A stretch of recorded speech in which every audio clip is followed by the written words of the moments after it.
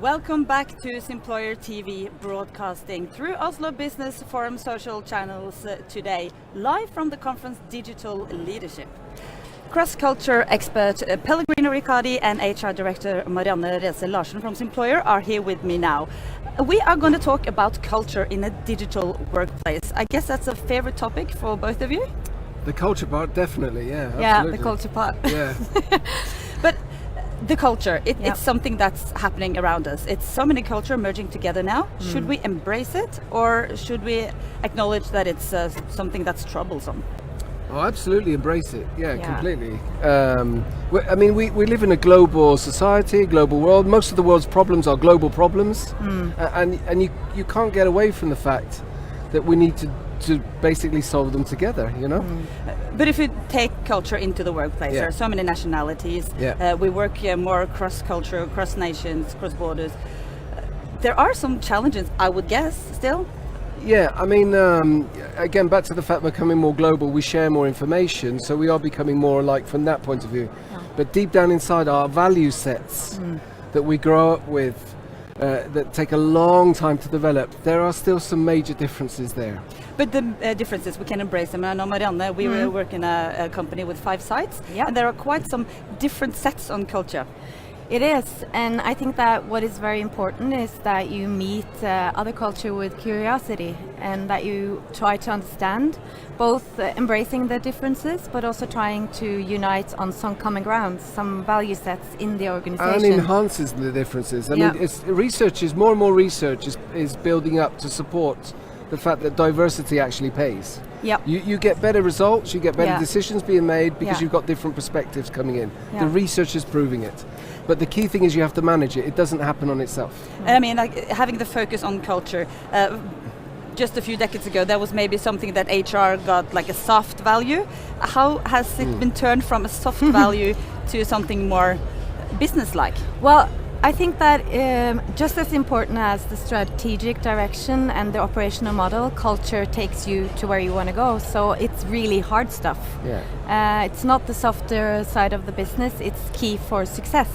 So I think more and more companies are seeing now that if we do not work on our company culture, we will actually not succeed. And it's interesting you call it a soft it's value. not soft. If it's so soft, why is it so hard to get right? That's what I normally say. Right?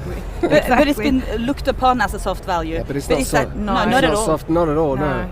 I mean, it's earlier we were listening to a very good speaker called Kjell Nordström, and he talks about tacit knowledge. Tacit is silent knowledge. You know, and culture is silent knowledge. It's a value, it's something that you can use. You can't put your finger on it, but it's definitely there, Yeah, and the thing is, if you get into a room or into a company where you feel that the culture is working against, you really sense it, then you know it. And when it's working, it's just the feeling of, oh, I want to be here, I want to be in this company. And I think that's what we are striving for. And it's important to highlight that there too, when we talk about culture, we're talking about the corporate culture, which goes across the borders, right? And the national differences, that's another type of culture.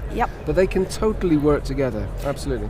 But some people have said that it's not possible to create, or it's not wise to create one company culture. Is that something you could understand and see, or is it that it's not wise to create one culture? Just or not? one, because everyone jumping into one culture and embracing the same? I think the main thing today, I don't know if you agree, is that it's important to think globally as well as locally, right? That globally word. But I also think it's important to respect the diversity. Because you can't say that one size fits all. It doesn't work like that. But respecting and being curious about the different cultures, I think that's important. I think that builds the common ground to respect each other. I mean, I do workshops in this. I train people in cultural differences. And you would think I would go out there and say, oh, you're going to work with the Chinese. Oh, my God, you know, this is never going to work. I do the opposite. I say, you know what? It's going to be fine. Just about 90% of the time it'll be fine. The times you see the cultural problems coming out is normally under disagreement, pressure, or conflict. That's when people sort of show their colours. And those are the moments you step in and you manage it. You manage those cross-cultural differences. But the rest of the time, listen, I've been doing this for 30 years now. People are people all over the world. But how does culture affect the business product? Like we deliver technology. How does the culture within the company reflect on the product that the company is selling? Well, that's a good question. God, I don't know how to answer that one. I mean, I can show you the obvious example. The obvious example is Apple. Apple proved to us that you can make one product, ship it around the world, and it doesn't matter which country you're in, you'll buy it. Unless someone steps in and makes restrictions and says, don't buy that, mentioning no names there. But But I think another point also is that how our customers perceive us when we go out there has to do with our culture. And I dream that everyone in Simployer, all our customers understand that when we go out there, we're just one united force, but we are individuals and with different value sets.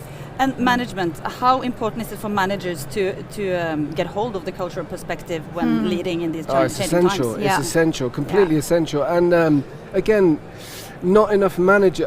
When I do my courses or talks, there's a lot of employees there, but there aren't many managers or leaders there. They should be there. Yeah.